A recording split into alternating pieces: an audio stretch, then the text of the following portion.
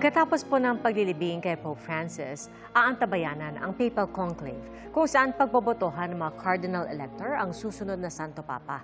3 po sa mga Cardinal Elector ang galing sa Pilipinas at isa po sa kanila maugong sa international media na isa sa mga posibleng susunod na Santo Papa. Saksi si Oscar Oida.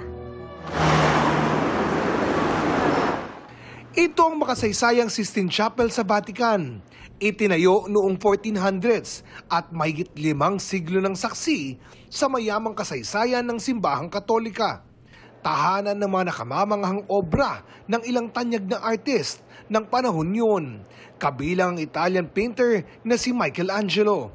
Sa mga susunod na araw, muling magiging saksi ang Sistine Chapel sa kasaysayan kapag nagtipon-tipon doon ang mga Cardinal Elector para sa Papal Conclave na ihahalal ang susunod na Santo Papa. Base sa tradisyon, 15 araw ang panahon ng pagluluksa bago magsimula ang conclave. Pero maaari itong magsimula ng mas maaga batay sa mga pagbabagong ipinatupad ni Pope Benedict XVI noong 2013.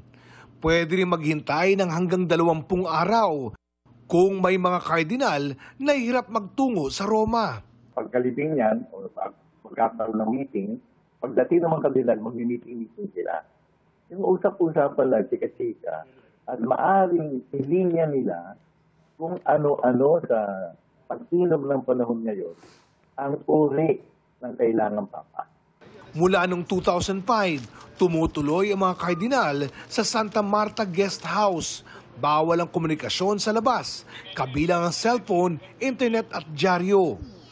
Tanging mga kardinal na mas bata sa 80 taon ang pwedeng maging Cardinal Elector. 2/3 sa boto ang kailangan para may mahalal na Santo Papa. Aabangan ang paglabas ng puting usok mula sa chimenea ng Sistine Chapel. Hudyat na may bago ng leader, ang 1.4 bilyon na Katoliko sa buong mundo. Sa 252 cardinals ng simbahang Katolika, 135 ang magsisilbing Cardinal Elector. Karamihan sa kanila naging cardinal sa panahon ni Pope Francis. 77 ang edad 70 pataas. Pinakamarami ang 53 galing Europa, sinundan ng 23 galing Asya at 18 galing Africa. Nangunguna pa rin ang Italy sa mga bansang pinagmulan ng Cardinal Electors, sinundan ng Amerika at Brazil. 3 sa mga Cardinal Elector galing sa Pilipinas. Sina Manila Archbishop Jose Cardinal Advincula, Caloocan Bishop at CBC President Pablo Virgilio Cardinal David, at si Luis Antonio Cardinal Tagle, na kasalukuyang Pro-Prefect of the Section for the First Evangelization and New Particular Churches ng Dicastery for Evangelization. Kasama si Tagle sa listahan ng iba't ibang international media na mga itinuturing na papabile o yung mga matutunog na pangalan na posibleng susunod na Santo Papa. Minsan din siyang naging obispo sa Imus, Cavite, kung saan ko nakilala ang ilan niyang kaanak. Tulad din ni Pope Francis na simple ang paglalarawan nila sa kanya. Parang ordinaryong tao, nakikipagkwentuhan, walang, kahit sabi mo nung priest pari pa siya, no? Never yung sabi mong nagmamataas, bago naging cardinal, archbishop na, wala. Ganun pa rin siya. Kung ano naging kinagisnan niya, ganun pa rin siya. Hindi nagbabago. Para naman sa pamangkin ni Cardinal Tagle na si Gerard Cantos, isa umunong napaka mapagbigay na tao ang kardinal. Kapag nga raw may okasyon, lalo na pag Pasko, welcome daw ang lahat sa bahay nito. Yung gate po nila nakabukas, open to everyone, pwede po kayong kumain, and nagbibigay sila ng small tokens sa mga dadating.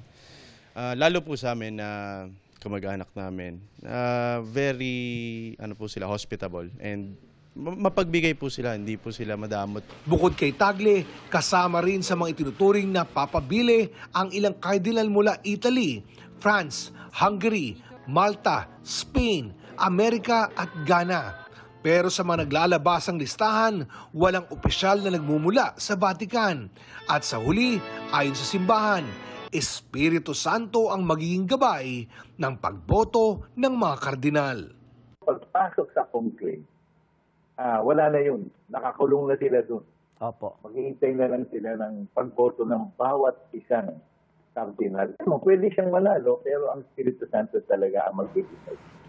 Para sa GMA Integrated News, ako si Oscar Oida, ang inyong saksi. Mga kapuso, maging una sa saksi. Mag-subscribe sa GMA Integrated News sa YouTube para sa iba't ibang balita.